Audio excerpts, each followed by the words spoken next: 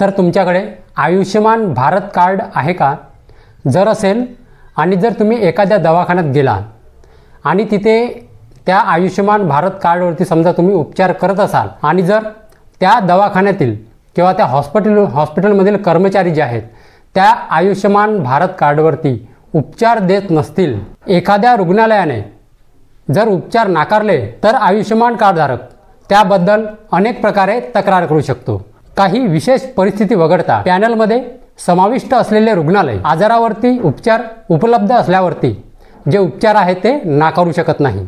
जर त्या आयुष्यमान भारत कार्डवरती जर त्या रुग्णालयाने उपचार देण्यास नकार देत असतील, तर तुम्हाला कंप्लेंट कुठे करायची आहे, कशा प्रकारे करायची आहे, अनेक प्रकारे आहेत आपल्याला कंप्लेंट करायचे। नंबर आहेत, काही वेबसाईट्स आहेत, काही ऑफिशियल नंबर आहेत, तर त्या प्रकारे आपण त्या रुग्णालयावरती आपण कंप्लेंट करू शकतो। तर ते नंबर कोणते आहेत, ते वेबसाईट कोणती आहे, तर हीच माहिती आपण आजच्या व्हिडिओमध्ये जाणून घेणार आहोत। तर मंडळी व्हिडिओ शेवटपर्यंत नक्की बघा। तर नमस्कार मंडळी, मी प्रवीण शंभरकर, तुम्ही पाहता खेड्यातील मुलगा।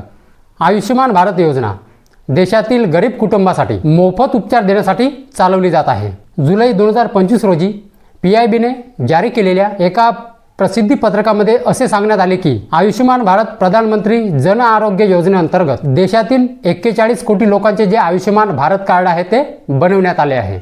आयुष्यमान भारत कार्डद्वारे 5 लाखापर्यंत जे उपचार आहेत ते आपल्याला घेता येतात। आयुष्यमान भारत योजनेअंतर्गत देशामधील 31,466 रुग्णालयांमध्ये मोफत उपचार घेता येतात। यापैकी 14,194 हे खाजगी रुग्णालये आहेत, म्हणजे प्रायव्हेट रुग्णालये आहेत। आयुष्यमान कार्डधारक आयुष्यमान योजनेच्या पॅनलमध्ये समाविष्ट असलेल्या कोणत्याही रुग्णालयामध्ये तो उपचार घेऊ शकतो। परंतु कधीकधी असे घडते की पॅनलमध्ये समाविष्ट असलेले रुग्णालय जे उपचार आहे ते देण्यामध्ये नकार देतात। जर एखाद्या रुग्णालयाने जर उपचार नाकारले, तर आयुष्यमान कार्डधारक त्याच्याबद्दल अनेक प्रकारे तक्रार करू शकतो। जर काही विशेष परिस्थिती वगळता जर आजारावर उपचार उपलब्ध असतील, तर पॅनलमध्ये समाविष्ट असलेले रुग्णालय जे उपचार आहे ते नाकारू शकत नाही। जर त्या रुग्णालयाने असे केले, तर सरकार त्या रुग्णालयासंबंधी जे तक्रार आहे किंवा जे कारवाई आहे ते करू शकते आणि त्या योजनेच्या पॅनलमध्ये समाविष्ट असलेली जे रुग्णालय आहेत त्याचे नाव त्यातून काढून घेऊ शकते। जर एखाद्या दवाखान्याने या आपल्या आयुष्यमान कार्डवरती समजा उपचार नाकारले असतील, तर आपल्याला तक्रार कुठे करायची आहे ते बघा।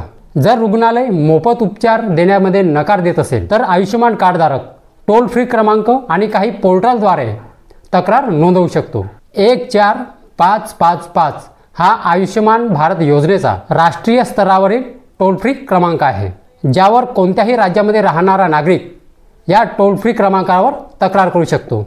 या टोल फ्री क्रमांकामध्ये हिंदी आणि इंग्रजी या भाषा व्यतिरिक्त देशातील इतर भाषांमध्ये देखील तुम्ही तक्रार करू शकता। 14555 14555 हा टोल फ्री क्रमांक आहे, सगळ्या देशासाठीच आहे। तुम्ही येथे तक्रार नोंदवू शकता। जर याच्यावरती जर तक्रार नाही घेतली, तर तुम्ही ऑनलाईन पोर्टलवरून सुद्धा तुम्ही तक्रार नोंदवू शकता। ते पोर्टल कोणतं आहे ते बघा। जर टोल फ्री क्रमांकावर तक्रार करूनही तुमची तक्रार जी आहे ती ऐकली जात नसेल, तर तुम्ही ही जे लिंक दिसत आहे, ही जी लिंक आहे मी डिस्क्रिप्शन बॉक्समध्ये देत आहे, या लिंकवरती जाऊन तुम्ही तक्रार करू शकता। ती तक्रार कशा प्रकारे करायची आहे, आधी तुम्ही त्या लिंकला तुम्हाला भेट द्यावी लागणार आहे। त्या लिंकवरती गेल्यानंतर तुम्हाला तुमची तक्रार नोंदवा या पर्यायावर तुम्हाला क्लिक करायचं आहे। आवश्यक कॅप्चा कोड जो आहे तो आपल्याला टाकायचा आहे आणि आपल्याला जी संबंधित योजना आहे आयुष्यमान भारत कार्ड योजना, प्रधानमंत्री आयुष्यमान भारत योजना, ही तुम्हाला निवडायची आहे। तक्रार नोंदवण्यासाठी जे काही डिटेल्स आहेत ते आपल्याला भरायचे आहेत। तर अशा प्रकारे तुम्ही ऑनलाईन पोर्टलवरून सुद्धा तक्रार नोंदवू शकता। तो आहे 14555 म्हणजे 14555 हा टोल फ्री क्रमांक आहे संपूर्ण देशासाठी। जरी याच्यावरती जर तक्रार नाही केली, तर ती जी लिंक आहे पोर्टलची मी डिस्क्रिप्शन बॉक्समध्ये देत आहे, तिथे जाऊन मी शॉर्टकटमध्ये स्टेप सांगितले आहे, त्या प्रकारे तुम्ही स्टेप फॉलो करून जी माहिती भरून तुम्ही तक्रार नोंदवू शकता। त्या रुग्णालयाची जे डिटेल्स आहे ती टाकून तुम्ही तक्रार नोंदवू शकता।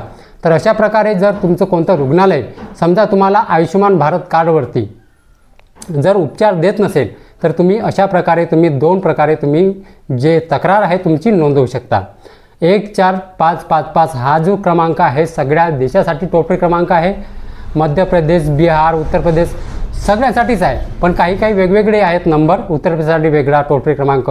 पण जो 1455 जो नंबर आहे 14555 हा नंबर जो आहे सगळ्या देशासाठी एकच आहे. याच्यावरती तुम्ही फ्रीमध्ये तक्रार नोंदवू शकता. जर इथे जर तक्रार नाही घेतली तर ते मी जे सांगलं आहे पोर्टल त्याच्यावरती जाऊन तुम्ही तक्रार नोंद घेऊ शकता. ठीक आहे. तर हे जे आयुष्यमान भारत कार्डवरती तुम्हाला 5 लाखापर्यंत जे उपचार आहे ते मोफत दिले जात आहे. जे रुग्णालय आहेत त्याची लिस्ट जी आहे मी पुढच्या व्हिडिओमध्ये टाकणार आहे. आणि आयुष्यमान भारत ज्यांच्याकडे कार्ड आहे त्यांच्यासाठी अजून एक बातमी आहे.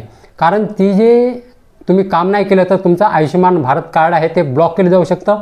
तर ही जी माहिती आहे मी पुढच्या व्हिडिओमध्ये देणार आहे. या 2 ते 3 दिवसामध्ये तो व्हिडिओ आपल्या चॅनलवरती येऊन जाणार आहे. तर चॅनलला नक्की सबस्क्राईब करून ठेवा. जर तुम्ही ते जर काम नाही केलं तर तुमचं जे आयुष्यमान भारत कार्ड आहे ते बंद पडणार आहे. ते जे काम आहे तुम्हाला नक्की करावं लागणार. कोणाला? ज्यांच्याकडे आयुष्यमान भारत कार्ड आहे त्यांना. ठीक आहे. आणि ज्यांच्याकडे नाही आहे त्यांनी लवकरात लवकर आयुष्यमान भारत कार्ड तुम्ही सरकारी दवाखान्यामध्ये म्हणजे गव्हर्नमेंट हॉस्पिटलमध्ये जाऊन तुम्ही काढू शकता. तर ज्यांच्याकडे आयुष्यमान भारत कार्ड नाही त्यांनी लवकरात लवकर काढून घ्या. आणि ज्यांच्याकडे आहे त्यांना एक महत्त्वाची सूचना आहे सरकारकडून, ते मी पुढच्या व्हिडिओमध्ये सांगणार आहे. ठीक आहे. तर मंडळी हीच होती आजची माहिती. तर मंडळी माहिती जर समजली असेल आणि जर व्हिडिओ आवडला असेल तर व्हिडिओला एक लाईक करून माझ्या चॅनलला सबस्क्राईब करायला विसरू नका. तर चला मंडळी अशीच नवनवीन माहिती आणि योजनाबद्दल माहिती घेऊन भेटूया आपण उद्याला. जय हिंद, जय महाराष्ट्र.